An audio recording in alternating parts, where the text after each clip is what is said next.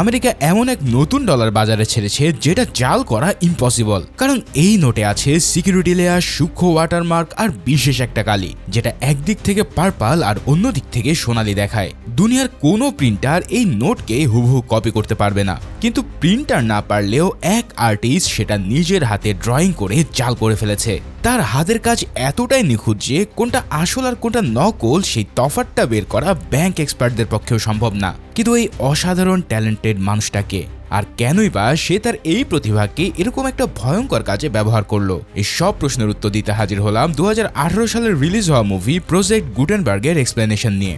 এই মুভির শেষে যে এমন একটা টুইস্ট আছে যেটা তোমাকে পুরো ধোকা দিয়ে যাবে।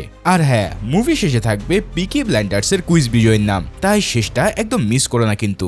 মুভি শুরুতে একটা অন্ধকার জেলের ভিতরে একজন লোক বসে থাকতে দেখা যায় যার নাম লি। তার সামনে এক টুকরো কাগজ আর সে নিজ হাতে অত্যন্ত সূক্ষ্মভাবে একটা নকল স্ট্যাম্প তৈরি করছে। এই লি কিন্তু কোনো সাধারণ কয়েদি নয়, বরং সে একজন দক্ষ আর্টিস্ট। সে জেলের ভিতরে থেকে কাউকে একটা চিঠি পাঠাতে চায়, কিন্তু সমস্যা হলো চিঠি পাঠাতে গেলে জেলের পোস্টম্যানকে $10 দিতে হবে, আর লির কাছে তো একটা টাকাও নেই। তাই সে তার অবিশ্বাস্য দক্ষতাকে কাজে লাগিয়ে নিজ হাতে একটা নকল স্ট্যাম্প বানিয়ে ফেলে। আর এই স্ট্যাম্পটা এতটাই পারফেক্ট হয় যে কেউ চাইলেও তা আসল বা নকলের তফাৎ ধরতে পারবে না। এরপর যথারীতি পোস্টম্যান এলে লি তার কাছে চিঠি দিতে চায়, কিন্তু পোস্টম্যান $10 দাবি করে বসে। ঠিক সেই মুহূর্তেই সামনের সেলে থাকা এক বৃদ্ধ কয়েদি হঠাৎ অসুস্থ হওয়ার ভান করে চেঁচামেচি শুরু করে। এর ফলে পোস্টম্যানের মনোযোগ সেদিকে চলে গেলে লি এই ফাঁকে তার চিঠিটা চুপচাপ ওর ব্যাগে গুজে দেয়। এখন এই চিঠিটা সে কাকে পাঠাচ্ছে আর কেনই বা পাঠাচ্ছে সেটা মুভির শেষে গিয়ে আমরা জানতে পারবো। এদিকে এর কিছুক্ষণ পরে পুলিশ এসে লিকে জেল থেকে বের করে নিয়ে যায়। এখানে আমরা জানতে পারি যে লি এতদিন ধরে থাইল্যান্ডের একটা জেলে বন্দী ছিল, আর এবার হংকং পুলিশের ইন্সপেক্টর হো তাকে নিজের কাস্টাডিতে নিয়ে এসেছে। ইন্সপেক্টর হো তাকে ইন্টারোগেশন রুমে বসিয়ে একে একে তার বিরুদ্ধে থাকা সব অভিযোগগুলো পড়তে শুরু করে। প্রথম অভিযোগ জাল নোট তৈরি করা। এছাড়াও 2 বছর আগে কানাডার এক হাইওয়েতে সেন্ট্রাল ব্যাংকের একটা গাড়িতে সে হামলা চালিয়েছিল, যেখানে তাদের প্রায় 7 জন গার্ড প্রাণ হারায়। শুধু তাই নয়, এরপর শহরে আরো বেশ কয়েকটা হামলার ঘটনা ঘটে। পুলিশ এই সব কিছুর পিছনে একটা আন্তর্জাতিক চক্রের হাত আছে বলে সন্দেহ করছে, আর লিয়ের বিরুদ্ধে এই সব ঘটনায় সরাসরি জড়িত থাকার অভিযোগ আছে। কিন্তু লি বরাবরের মতোই সব অভিযোগ অস্বীকার করে। সে বারবার একটা কথাই বলতে থাকে যে এই সব কিছুর মূল হোতা হলো পেইন্টার নামের এক বড় মাপের মাফিয়া। তবে এই পেইন্টারের আসল নাম কি, তাকে কোথায় পাওয়া যাবে, এসব কোনো তথ্যই সে দিতে পারে না। আজকেও ইন্সপেক্টর হোর সামনে পেইন্টারের ব্যাপারে তার মুখ থেকে কোনো কাজের কথা বের হয় না, উল্টো তার চোখে মুখে প্রচন্ড আতঙ্ক ফুটে ওঠে। সে কান্না করতে করতে বলে যে পেইন্টার তাকে খুঁজে খুঁজে মেরে ফেলবে, তাই তাকে যত তাড়াতাড়ি সম্ভব জেলে ফেরত পাঠানো হোক। এরপর পুলিশ তার রক্ত আর চুলের স্যাম্পল সংগ্রহ করে ক্রাইম স্পটে পাওয়া ডিএনএর সাথে ম্যাচ করে, আর রেজাল্টে প্রত্যেকটা স্যাম্পলই লিয়ের সাথে হুবহু মিলে যায়। তার মানে তার অপরাধ এখন দিনের আলোর মতন পরিষ্কার। পুলিশ আবারও তাকে সত্য স্বীকার করার জন্য চাপ দিতে থাকে, কিন্তু প্রতিবারের মতোই এবারও লি সবকিছু অস্বীকার করে। ঠিক এই সময়টাতে পুলিশ স্টেশনের বাইরে ইউয়ান নামের একটা মেয়ে অপেক্ষা করছিল। সে তার লয়ারকে নিয়ে এসেছে লিকে বেল করানোর জন্য, কিন্তু পুলিশ তাকে সাফ জানিয়ে দেয় যে লি বেশ বড় কয়েকটা মামলার গুরুত্বপূর্ণ সাক্ষী, তাই তার এই বেল কোনো মতোই সম্ভব হবে না। তবে পুলিশ একটা শর্ত রাখে, যদি লি প্রিন্টারের আসল পরিচয় রিভিল করে তাহলে তার জামিনের ব্যাপারটা সে ভেবে দেখবে। তখন ইউহান নিজে লিয়ের কাছে গিয়ে তাকে সব খুলে বলতে অনুরোধ করে, আর লি সেই মুহূর্তে মুখ খুলে অতীতে সেই ঘটনাগুলো বলতে শুরু করে। এবার সিন কাট হয়ে যায় অনেক বছর আগের একটা সময়ে। এখানে আমরা লি আর ইউয়ানকে প্রথমবারের মতো দেখতে পাই। তারা দুজনেই আর্টিস্ট ছিল, দুজনেই দারুণ ছবি আঁকতো। আর্ট করতে গিয়ে তারা ধীরে ধীরে একে অপরের কাছাকাছি চলে আসে এবং এক সময় তাদের মধ্যে প্রেমের সম্পর্ক গড়ে ওঠে। তবে তাদের মধ্যে একটা বড় পার্থক্য ছিল। ইউয়ান ছিল একজন সৃজনশীল আর্টিস্ট যে নিজের ইউনিক স্টাইলে মৌলিক ছবি আঁকতো, আর লি সে কোনো মৌলিক ছবি আঁকতো না।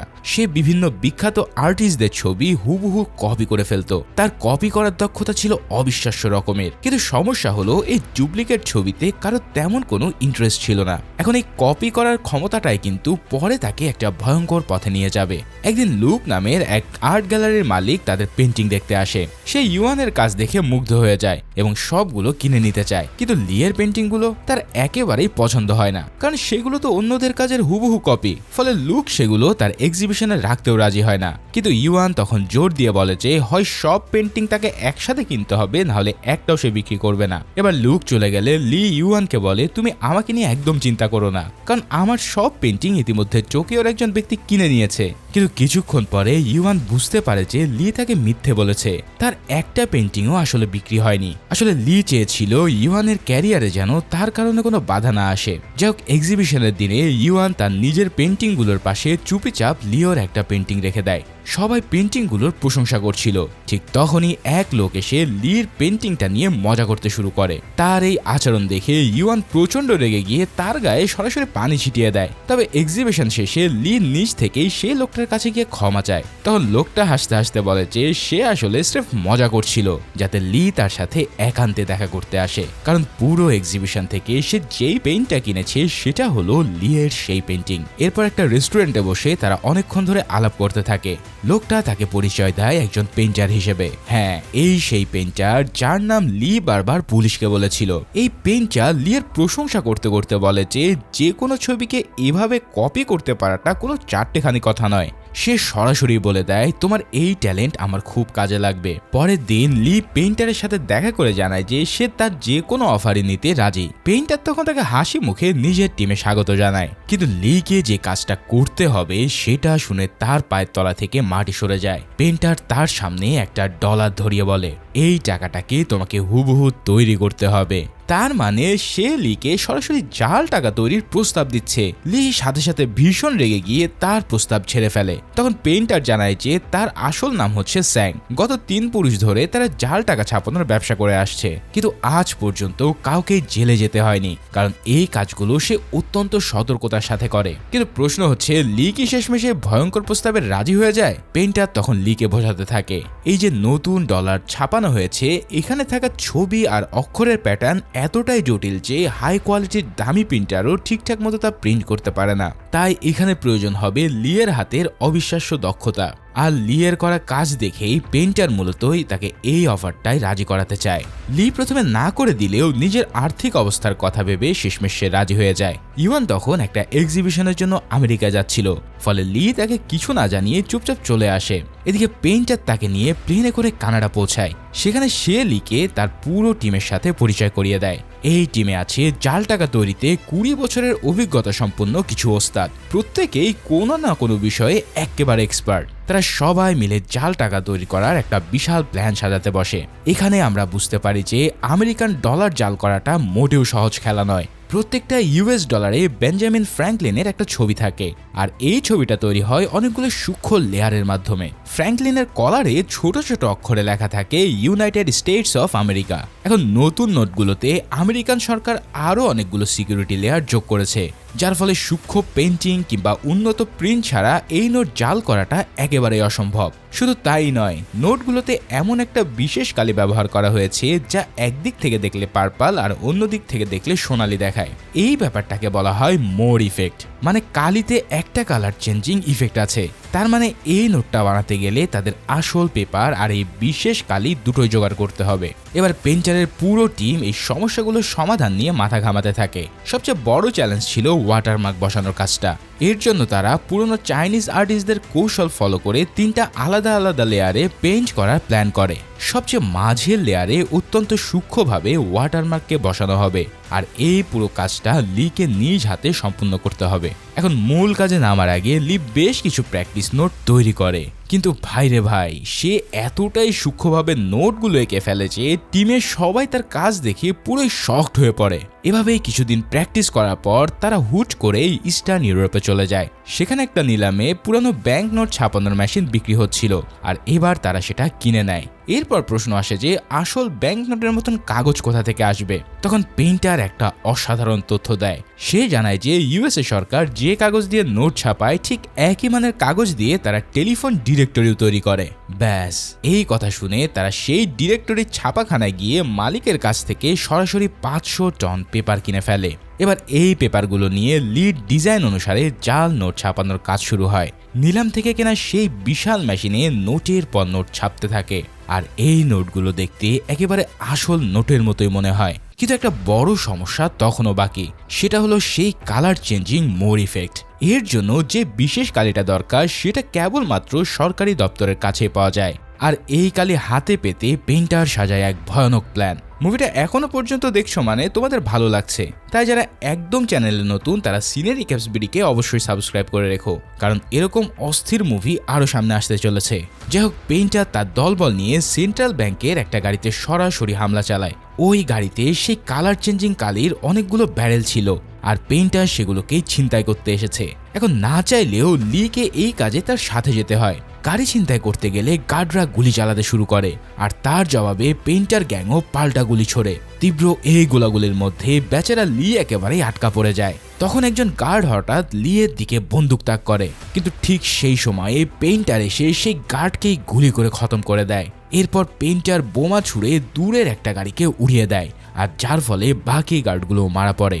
তারপর তারা কালির ব্যারেলগুলো লুট করে দ্রুত সেখান থেকে সটকে পড়ে। তবে এত কিছুর মাঝে এই প্রথমবার পেইন্টারের এরকম হিংস্র রূপ দেখে লিয়ের ভিতরটা কেঁপে ওঠে। এতদিন ভয়ে ভয়ে জাল নোট তৈরি করলেও সে কখনো ভাবেনি যে তাকে খুন খারাপিতেও জড়াতে হবে, কিন্তু সে এখন এমন একটা গর্তে পড়ে গেছে যেখান থেকে বের হওয়ার আর কোনো পথ নেই। এদিকে মোর ইফেক্টওয়ালা কার্ডে আনার পর তারা সেটাকে প্রিন্টারে লাগিয়ে আবারও নোট ছাপতে শুরু করে, আর এবার যে নোটগুলো বের হয় সেগুলো প্রত্যেকটাতেই আসল নোটের মতন সেই কালার চেঞ্জিং ইফেক্ট দেখা যায়। এই দৃশ্য দেখে পুরো টিম আনন্দে লাফাতে থাকে, কারণ তারা এমন কিছু বানিয়ে ফেলেছে যেটা আসল নোট থেকে আলাদা করাটা পুরোই অসম্ভব। কিন্তু লি ভিতরে ভিতরে প্রচন্ড অপরাধবোধে ভুগছিল। সে পেইন্টারকে জিজ্ঞেস করে যে এই কালি ফুরিয়ে গেলে কি আবারও মানুষ মেরে কালি আনতে হবে, এর চেয়ে বরং সে নিজেই এই কালি তৈরি করার চেষ্টা করে দেখতে পারে। কিন্তু পেইন্টার তার কথা শুনে মুখের উপর এক ঝাড়ি দিয়ে চুপ করিয়ে দেয়। এবার পেইন্টারের আদেশে তার লোকেরা ব্রিফকেসে করে জাল নোটগুলো বিভিন্ন দেশে পাচার করতে শুরু করে। এভাবেই তাদের জাল নোটের সাম্রাজ্য দিনে দিনে বড় হতে থাকে। কিন্তু পুলিশ ইতিমধ্যেই তাদের কর্মকাণ্ড আঁচ পেয়ে গেছে। উইং নামের একজন আন্ডার কভার পুলিশ অফিসারকে এই কেসের তদন্তের দায়িত্ব দেওয়া হয়। এই উইং ইন্সপেক্টর হোর সাথে মিলে পেইন্টারের গ্যাংয়ের গতিবিধি ফলো করতে শুরু করে। তারপর একজন বায়ারের ছদ্মবেশ নিয়ে তারা সরাসরি গ্যাং মেম্বারদের সাথে দেখা করতে যায়। এখানে পেইন্টারের লোকেরা তখন সমুদ্রের মাঝে একটা ইয়টে পার্টি করছিল, তবে পেইন্টার আর লি সেখানে উপস্থিত ছিল না। এই জায়গাতে উইং সেখান থেকে সবকিছু পর্যবেক্ষণ করে তারপর সরে পড়ে। কিন্তু পেইন্টারের আসল খেলা তো এখনো শুরুই হয়নি। পেইন্টার জেনারেল নামের তার এক পুরাতন ক্লায়েন্টের সাথে মিটিং ফিক্স করে। পরের দিন সে লিকে সাথে নিয়ে জেনারেলের বাড়ির উদ্দেশ্যে রওনা দেয়। যাওয়ার পথে লি পেইন্টারকে একটা গুরুত্বপূর্ণ তথ্য জানায়। সে বলে যে সে এক বিশেষ ধরনের কার পেইন্টের ব্যাপারে জানে যেটা দিয়ে মোর ইফেক্ট তৈরি করা সম্ভব। তার মানে এই কালি দিয়ে ডলার বিলের দু অ্যাঙ্গেল থেকেও দুটো রঙের ইফেক্ট আনা যাবে, আর তার জন্য আর কাউকে মারতে হবে না। পেইন্টার তার এই আইডিয়া শুনে বেশ খুশি হয় এবং প্রতিশ্রুতি দেয় যে সে লিয়ের নামে একটা রিসোর্ট কিনে দেবে, যেখানে ইউয়ানকে নিয়ে সে বাকি জীবন আরামায়েশে কাটাতে পারবে। কিন্তু তারপর পেইন্টার হঠাৎ লিয়ের হাতে একটা বোমার রিমোট ধরিয়ে দিয়ে বলে তার ইশারা পেলেই এই বোতামে তাকে চাপ দিতে হবে। এদিকে জেনারেলের বাড়িতে পৌঁছানোর পর বেশ স্বাভাবিকভাবে মিটিং শুরু হয়। জেনারেল পেইন্টারকে ভালো দামে নকল নোট কেনার অফার দেয় এবং বলে তুমি তোমার পুরো গ্যাং নিয়ে 6 মাসের জন্য আমার এখানে চলে আসো, আমার লোকদেরকেও তোমার মতো নকল নিখুঁত নোট বানানো শিখিয়ে দাও। তারপর জেনারেল হাসতে হাসতে যোগ করে যে তোমার বাবা বেঁচে থাকলে এই ডিলে এক লাফে রাজি হয়ে যেত। এই কথাটা কানে যাওয়া মাত্রই পেইন্টারের চোখে মুখে একটা ভয়ানক পরিবর্তন আসে। সে ধীরে ধীরে চেয়ার থেকে উঠে জেনারেলের কাছে যায়। তারপর তার কানের কাছে ফিস ফিস করে বলে 7 বছর আগে তুমি তো আমার বাবাকে খুন করেছিলে। এই কথা শুনে জেনারেল বুঝে যায় যে পেইন্টার এখানে ব্যবসা করতে আসেনি, বরং সে এসেছে রিভেঞ্জ নিতে। পেইন্টার নিজের জামা খুলে দেখায় যে তার পুরো শরীরে বোম বাঁধা আছে। তারপর সে চিৎকার করে লিকের রিমোটের বোতাম চাপতে বলে, কিন্তু ভয়ে থরথর করে কাঁপতে থাকা লির তার হাতটায় নড়াতে পারছে না। পেইন্টার আরো জোরে ধমক দিলে লির হাত থেকে রিমোটটা মাটিতে পড়ে যায়, আর সাথে সাথে সুইচের টিপ পড়ে। কিন্তু বিস্ফোরণটা হয় পেইন্টারের গায়ের বোমা থেকে না, গায়ের বোমাগুলো ছিল পুরোই ফেক। আসলে ব্লাস্টটা হয় বাইরে পার্ক করা পেইন্টারের গাড়িতে। মানে কি আর বলবো, এই লোক তার গাড়িতে করে আস্ত একটা বোমা নিয়ে ঘুরে বেড়াচ্ছিল। বিস্ফোরণের ভয়ঙ্কর ধাক্কায় জেনারেলের অনেক লোক সেখানে পটল তোলে। বাকিরা ছুটে এসে পেইন্টারের দিকে গুলি চালাতে থাকে, কিন্তু পেইন্টার 2 হাতে 2টো পিস্তল নিয়ে এমন স্টাইলে গুলি চালায় যে একের পর এক লোক মাটিতে লুটিয়ে পড়ে। কিন্তু এটা তো কেবলই শুরু, কারণ জেনারেলও কম যায় না। তবে পেন্টার এর জন্য আগে থেকেই ব্যবস্থা করে রেখেছিল। তার এক সঙ্গী দূরের জঙ্গল থেকে ক্রমাগত রকেট লঞ্চার মারতে শুরু করে। এই রকেট লঞ্চারের আঘাতে সেখানে সবকিছুই রীতিমতো উড়ে যায়। পুরো এলাকাটা আগুনে জ্বলে ওঠে আর চারিদিকে ধোঁয়া আর ধ্বংসস্তূপের মাঝে পেন্টারের দুটো রাইফেল নিয়ে আরো লোকদের ধুয়ে দেয়। তারপর আরো কিছু সাঙ্গপাঙ্গ গাড়ি নিয়ে এসে জেনারেলের লোকদের পিষে দিতে থাকে। এবার জেনারেলের কিছু লোক জঙ্গলে ঢুকে রকেট লঞ্চারওয়ালা লোকটাকে খতম করে দেয়। আর এত কিছুর মাঝে বেচারা লি এক কোণে ঘাপটি মেরে নিজের প্রাণ বাঁচানোর চেষ্টা করছে। এই গোলাগুলি আরো অনেকক্ষণ ধরে চলতে থাকে।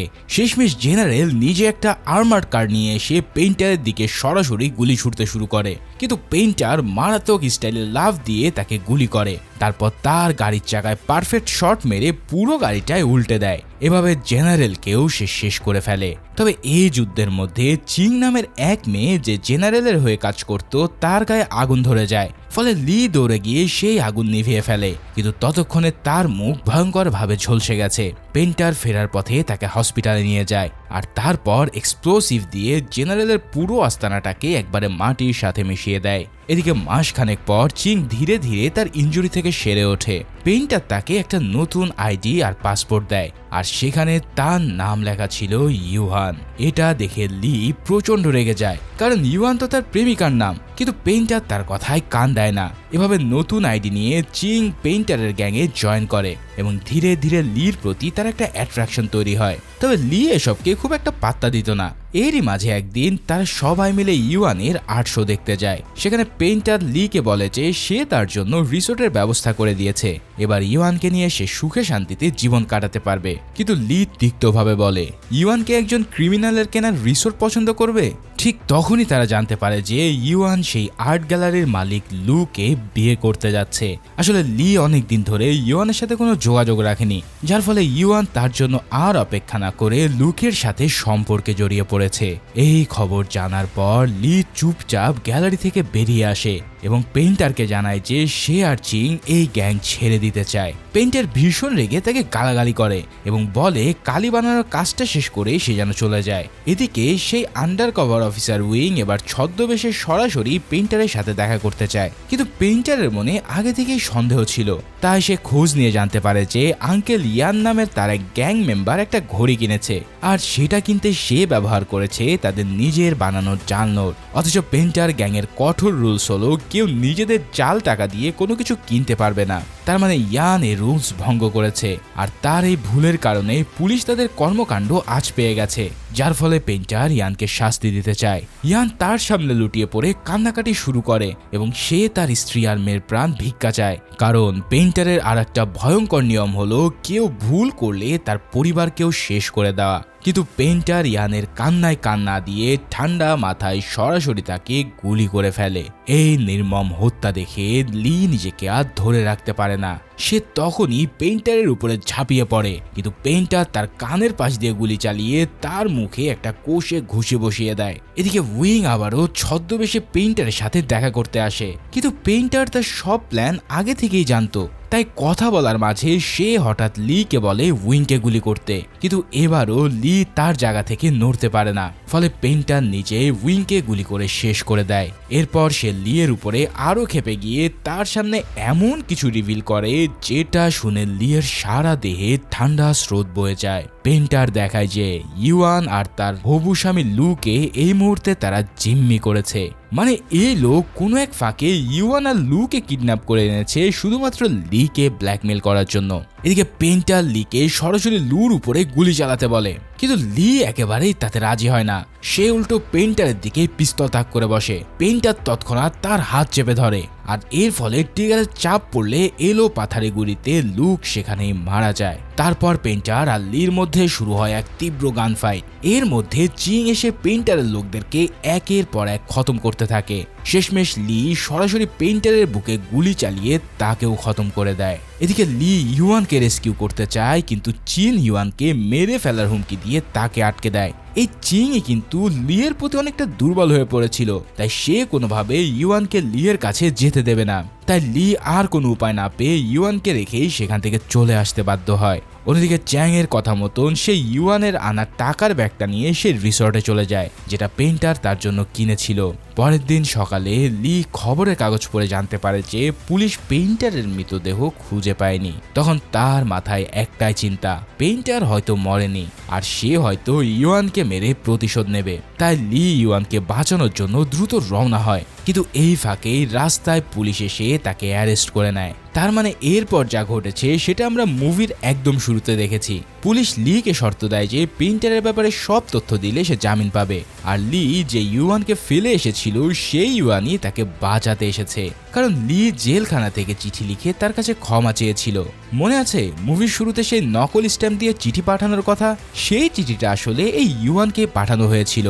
এদিকে ইউয়ানের পরামর্শে লি পেইন্টারের ব্যাপারে শুরু থেকে শেষ পর্যন্ত সবকিছু পুলিশকে খুলে বলে। পুলিশ তাকে দিয়ে এবার পেইন্টারের একটা স্কেচও আঁকিয়ে নেয়। তারপর তার জামিন হয় এবং পুলিশ তাকে একটা হোটেলে রেখে আসে। সেখানে লি ইউয়ানের কাছে ক্ষমা চায় আর তাদের মধ্যে একটা রোমান্টিক মুহূর্ত তৈরি হয়। ঠিক তখনই ইন্সপেক্টর হো পুলিশি পোশাক পরা এক লোককে দেখতে পায়, যার চেহারার সাথে লিয়ে রাখা পেইন্টারের স্কেচের হুবহু মিল পাওয়া যাচ্ছে।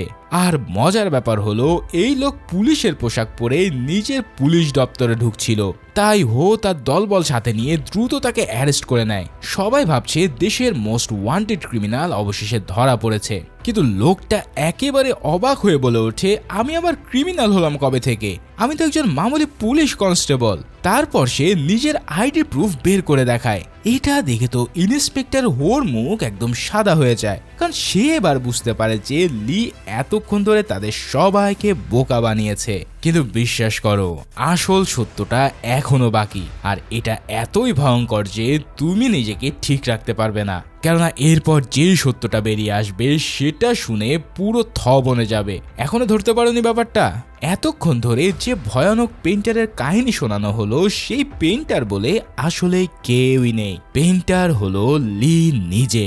জাল নোট ডিজাইন করা থেকে শুরু করে সেন্ট্রাল ব্যাংকের গাড়ি হামলা, জেনারেলের আস্তানায় গণহত্যা সহ মানুষ খুন, এই সব কিছু সে একাই করেছে।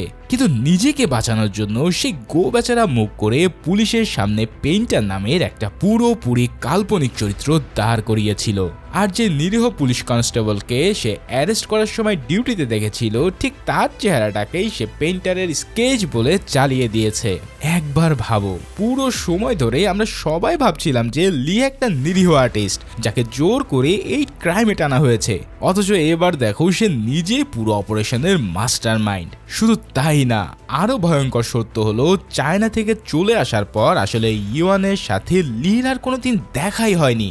যেই মেয়েটা তাকে বাঁচাতে পুলিশ স্টেশনে এসেছিল এবং যার সাথে সে হোটেলে ইন্টিমেট হয়েছিল, এই মেয়েটা কিন্তু আসলে ইউয়ান না।